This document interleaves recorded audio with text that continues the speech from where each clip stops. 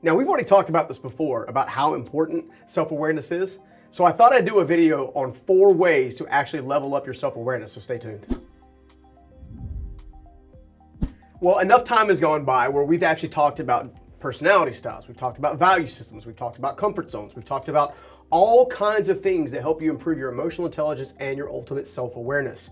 What we haven't really talked about is different ways to increase it with the different areas that are affected by self-awareness, which is why I want to take the time in this video to break those things down. So we'll start with number 1, which is self-assessment, okay? That's the ability, if you will, to assess, okay, your strengths, your struggles, and you may have guessed it if you've been watching for a while, your blind spots. Now here's the tricky part. Most people, when they do a self-assessment, they don't get real with themselves. They tell themselves about all the different things that they're either doing way wrong and they focus there, or they're on the other side of the spectrum, which is, these are all the things I do way right, which is why I'm so awesome. Well, one of the things you're going to learn about very quickly in emotional intelligence and self-awareness overall is everything is truthful in the middle. So there's going to be things you're not great at, there's going to be things you're awesome at. The difference is whether or not you can actually discover what those are and assess where you are objectively. Okay? Objective. Are you being objective? Are you being honest? Now, it can be difficult to see yourself properly because you're doing your day-to-day life on a regular basis. A couple things that I do to kind of get objective feedback is, 1, I have taken a variety of personality style / self-assessment tools. DISC, values, the attribute index, Myers-Briggs, strengths finders. Gosh, the Enneagram. I've taken so many different assessments and I'm looking for commonalities inside of those assessments. I'm looking to see what things they agree on in an effort to better understand that. It's precisely the reason why we give and actually give you access to self-awareness tools, because it is that important. The other thing that I do is I'll typically get outside perspective. Why? Because I can't see. It's just like having eyes in the back of your head, right? If somebody's sneaking up behind me right now, I'm not going to know they're there, right? Unless someone else outside of me has a better perspective and can tell me that person's there. It's the same thing. So you want to make sure you have not only personality assessments and tools like that to help you identify what these things are, but also the people that can help you see your blind spots, see your strengths, and help amplify it, okay? We've talked about it before. Connor can sing. I'm on him all the time about making sure he continues to sing. Why? Because he's good at it. I want to see him succeed with it, okay? Same thing with piano, all right? These are different types of things where an outside perspective can actually bring more value than not, okay? The next thing, the final one in this area, is experience, all right? What happened, i.e. a result, and were you pleased with the result or were you not pleased with the result, okay? And if you weren't pleased with the result, how do you change it for future use? If you were pleased with the result, how do you amplify it, okay? That is a process of self-assessment. Again, tools, so personality tools can help a lot, or what I call self-awareness tools, not necessarily just personality, right? Outside objective, and then using experience as a teacher, okay? The next area we want to focus on is overall self-confidence, okay?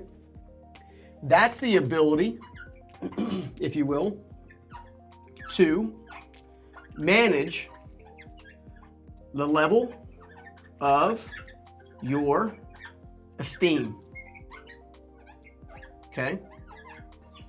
Now, once you actually manage the level of your esteem and have a certain confidence, then you can actually move into the next bucket in a second. But for the time being, what about you can you appreciate about yourself and build confidence? What about you or yourself are you not happy with, okay? Again, we're looking for commonalities that are uniformly in the middle. Confidence is built over time after having multiple successful wins. Also, just as importantly, confidence is also built by withstanding multiple successes or multiple failures along the way. I will tell you point blank that the reason that my life has taken the turn it has, and I'm able to do things that I never thought I'd be able to do, is not because I've succeeded a lot. It's because I've failed a lot. And as you've heard, I'm sure other people say, there is a power to failing forward and seeing failure as a learning exercise rather than an event, a permanence, if you will, all right? Now, once you understand that, then you can start to build self-confidence. It's your ability to understand where your ego is at any given time, okay? Now, we're gonna move to self-esteem in general, okay? I'm gonna give a small little pivot on self-esteem in this respect, because here's the thing. I find that people who struggle with their self-esteem are doing one of two things. They're either lying to themselves, okay? Or they're believing a lie someone else has told them. Let that sink in. How has your identity been shaped so far? Right? Were you affirmed growing up and you've always had the love of a parent and everybody's always been awesome and you're at it, you're just amazing and stuff? Or did you grow up in an event or in an area like I did where it was a little more difficult to get consistent affirmation and connection on a regular basis? Those things play a role in self-esteem. Okay? Self-esteem is how you see yourself and your value you bring to the world. Okay? If you see yourself as having no value, then you're not going to take the action to increase your opportunities.